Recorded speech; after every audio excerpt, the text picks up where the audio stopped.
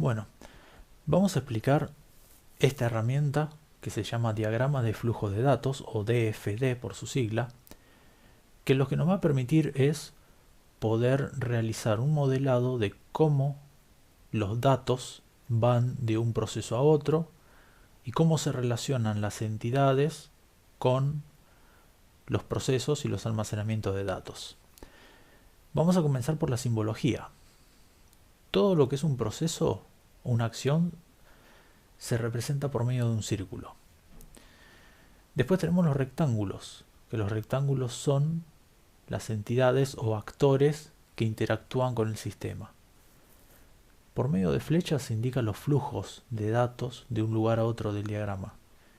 Y por dos líneas paralelas se representan los almacenes de datos, que es un lugar donde persisten los datos. Puede ser archivos, base de datos y todo el lugar donde yo pueda guardar datos.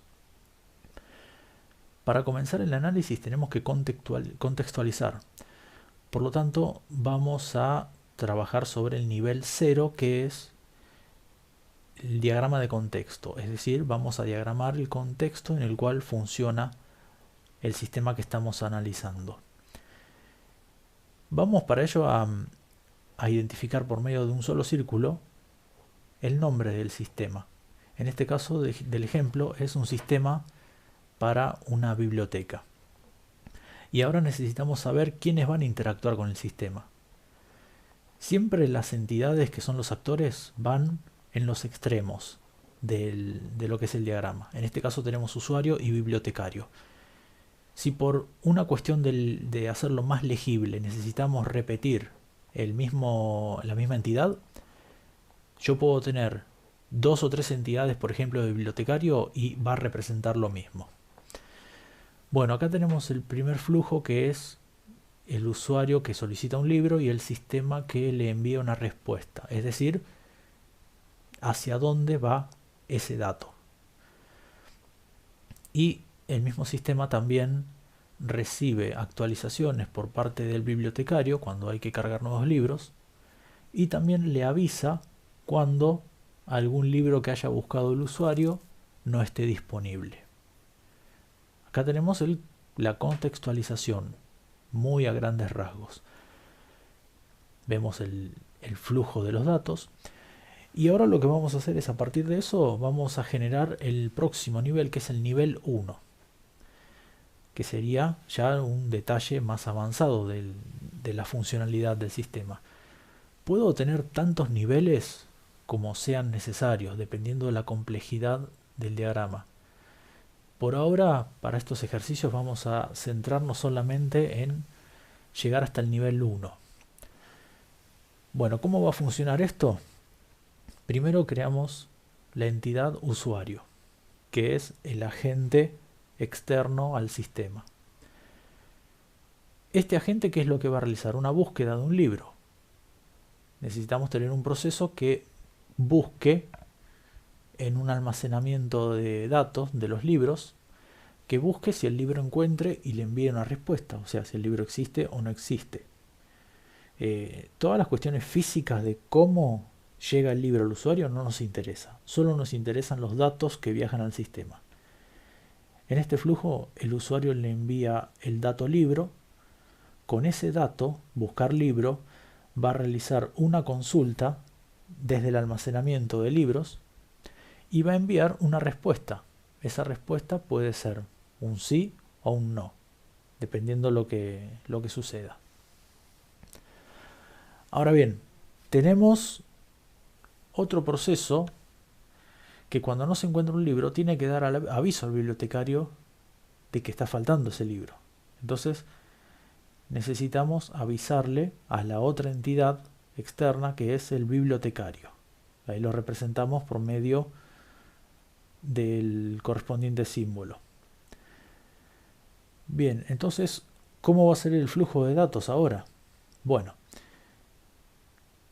se envía el libro que falta y el proceso de avisar falta va a enviar la notificación o aviso al bibliotecario. El bibliotecario, una vez que consigue esos libros, tiene que actualizar el registro de libros.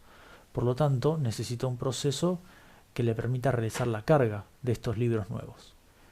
El bibliotecario lo que va a hacer es, ¿qué dato va a enviar? Va a enviar el dato de los libros nuevos, lo que haya recibido de la editorial. Y ese proceso se va a encargar de impactar esos nuevos libros en el almacenamiento de libros. Fíjense que acá tenemos ya el circuito completo de cómo está diagramado este sistema.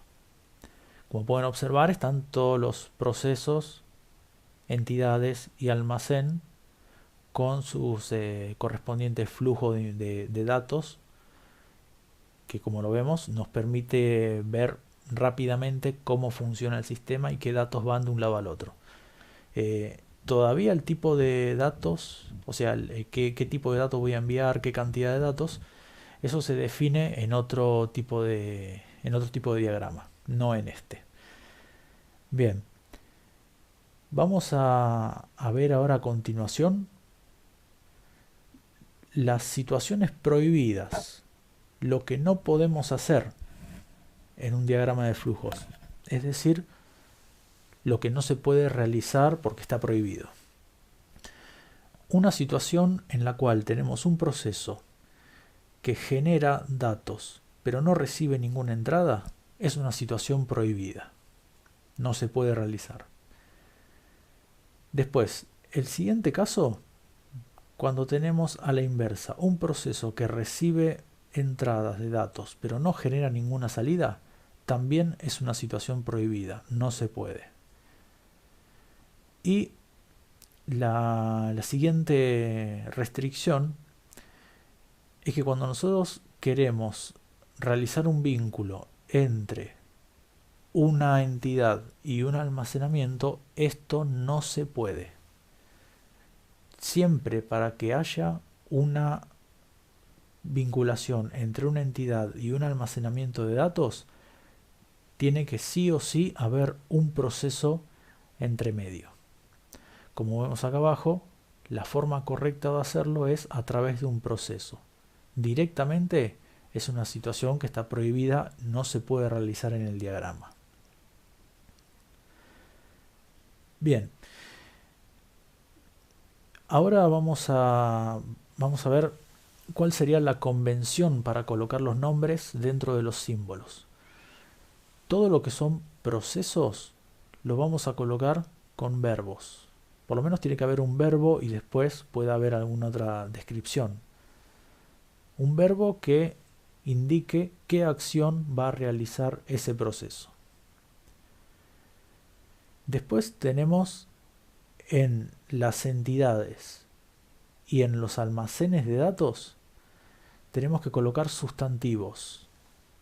Es decir, se van a referir a algo en particular, a libros, a personas, a distintos tipos de elementos. Entonces, esto sería las cuestiones a tener en cuenta con respecto a qué escribir dentro de cada elemento. Bien, entonces hasta acá es la explicación introductoria de diagrama de flujo de datos y les dejo la tarea para que lo hagan y comencemos a practicar esta diagramación.